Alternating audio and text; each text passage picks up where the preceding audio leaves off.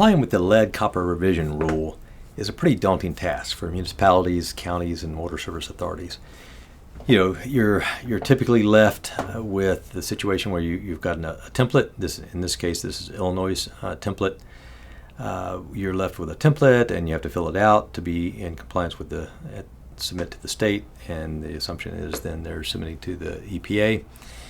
In this case, we're working with the city of Taylorville. They've given us permission to use their data for this demo.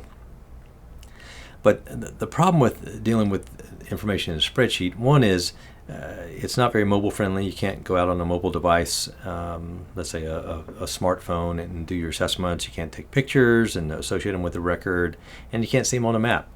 So what we've done here is merged this data. So in this case, Taylorville had started out their process with the template, and then we've merged that data with their water meter data in ShareNet, and which was already Geo Coded, and now they can see things on a map and use their mobile device. So let's jump into that.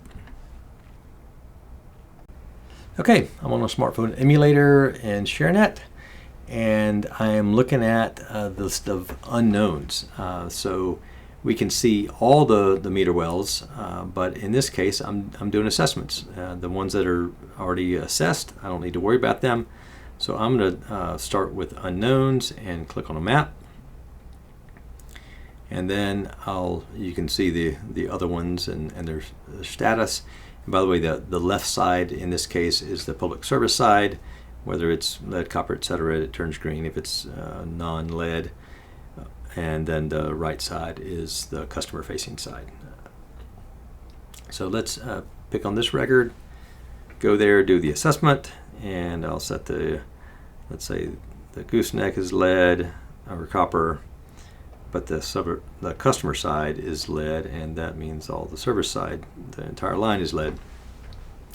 If I want to take by the way, any of these fields, they can easily be added in ShareNet. Each state's template is different. The field information is required.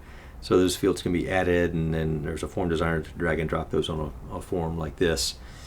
And this information came from historical records, so that's part of the assessment. But also, while I'm here, if I want to take a picture, I can just click on attachments and hit the plus. I'm on the emulator so it doesn't engage my camera, but it'll allow you to take a picture with the camera and auto attach it to that record. So let's hit save and close. And notice that this disappears. The reason it disappears is because I'm only looking at the map for my unknowns, and once I flag them and we've got the material type defined, it then disappears and I can go on to the next one. So that kind of wraps it up on the mobile side. Let's then switch to the desktop view to look at that information and then export that out to the template. So now we're in the desktop view, and we can see that same kind of list view of unknowns, and we can see the counts here now. We've got 1,317 to go. And then if we swap it to all meter wells, we can see I've got 5936 because of that test one had added. And you can edit the records in here. You can see information, you can see the attachments, etc. But just for the sake of time, I just want to jump to the reporting. And here's a report that we built that's in this case the exact same layout as the Illinois EPA template. So I'll click there. See that detail, click Excel, and then we'll save that somewhere, and then we can open that up, and here's the information. This is coming right out of ShareNet based on our assessment information, and it's in the exact same order. So when I come to this particular cell here, I don't want to copy my headings because that's already in the template. I'm going to go here, and then I'm going to do a Control-Shift-End and go to the end of the record. That's Control-Shift-End and then Control-C or copy. You can also just highlight it in different other ways. And then we'll go to the template and then click here, and then we'll paste that. And then now you can see that data is then pasted in the exact same order of those column headings. So now that we've got the core data pasted in, there's one more final step we need to do. Some of the templates have these totals up here: total lead, total non-lead, galvanized, etc.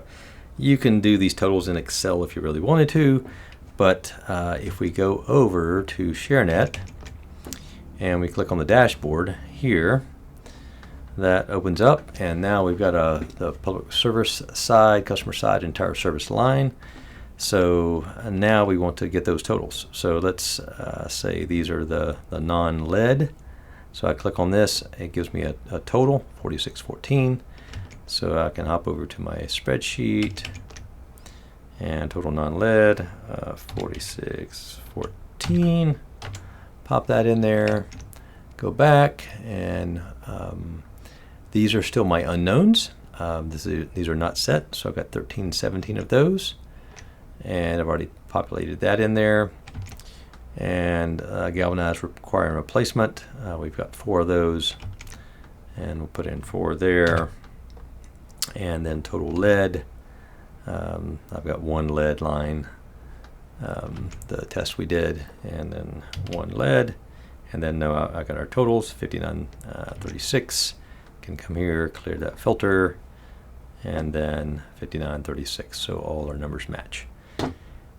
At that, the template is then ready to be submitted to the state. So if you feel like this would be helpful for you to manage your data, not just currently in this current year, but also moving forward as you're doing replacements, so you can do everything in the mobile app and ShareNet, and then export it anytime, year by year, as you're doing replacements and updates and things like that to refresh your template. Please let us know if you'd like to have a conversation about that. Love to chat with you.